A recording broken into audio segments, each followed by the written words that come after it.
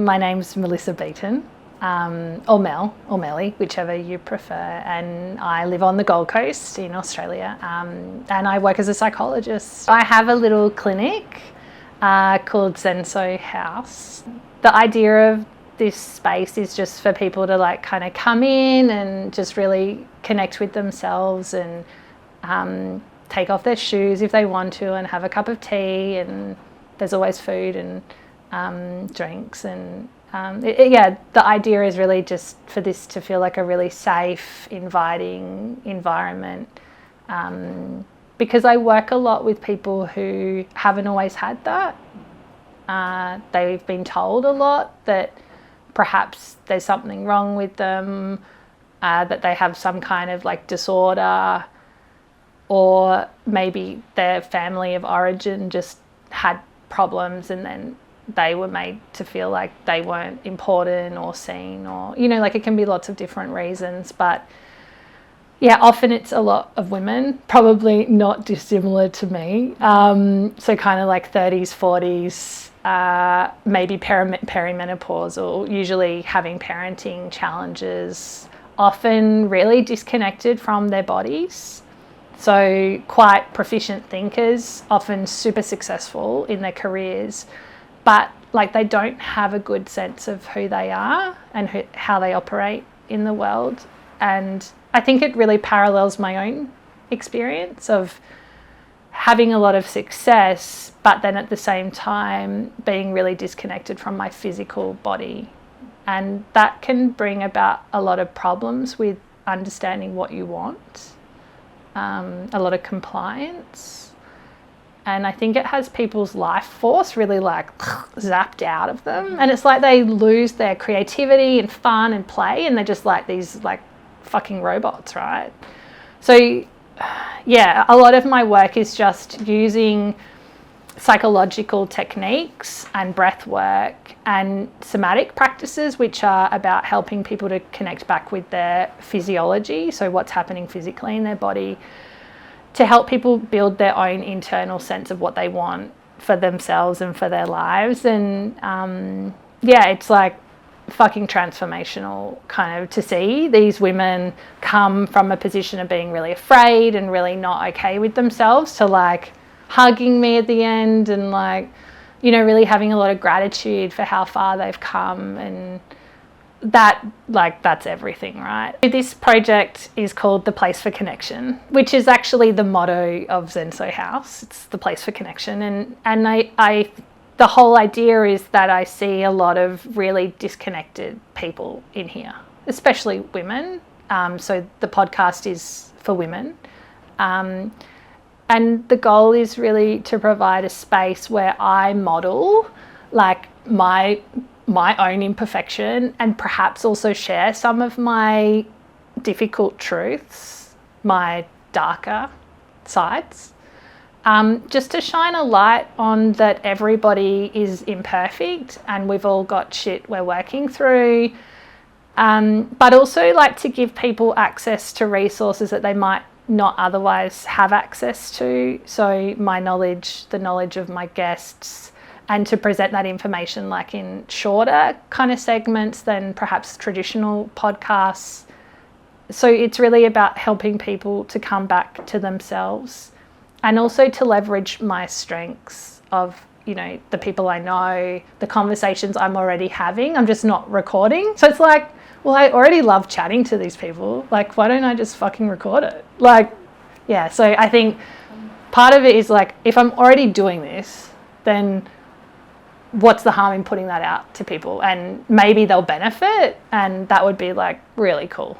So the podcast format is short format, so it'll be hopefully capped at 30 minutes. I would love it to be even shorter, but let's see how much jibber jabbering I do with my guests, because they're like going to be so awesome. So the audience is for women, particularly probably women a lot like me, sorry guys, so perimenopausal, maybe parenting, and perhaps been through some kind of issue around connection to self, connection to others. So feeling, you know, like a little like, where's my zest gone? Like, you know, and I think like also giving people permission, women especially, to feel like sexy and powerful, and like I just want to kind of encourage people to let go of like the bullshit and all the rules and the ways we've been told to live our lives. And I just want the women who listen to this to really know that's all bullshit. Like none of it is real. It's all just lies we've been told. And yeah, to really reconnect with themselves. So on that note, the first guest I have, she's so rad. Her name is Michelle May. She's a psychotherapist. I think she's like one of the head teachers of this method that I actually use of psychotherapy. It's called intensive short-term dynamic psychotherapy, and please don't let the name freak you out. I promise you it's not that freaky. But she's just written this fabulous book. The truths we told to heal ourselves, and it's about her own experience and the experience of two other people's journey of healing. And I just think she's just such a real, authentic, imperfect human. And yeah, I'm just gonna see what she wants to share, and hopefully, yeah, there'll be some really gold nuggets there. I mean, of course, selfishly for me, but also hopefully for the audience. So yeah, I'm really excited about it. No, I guess one of the things I've realized in my own healing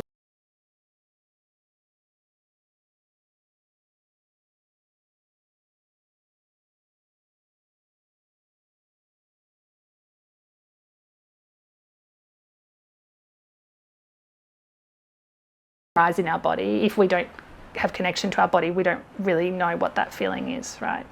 So my first kind of foray into alternative healing was breathwork. And I had this like unreal transformational experience where I had an awakening of energy in my body. People call that kundalini or chi or prana, but it's like a life force energy, and no shit, it feels like a snake rolling through your body. It's like so unreal. Yeah, it feels really cool.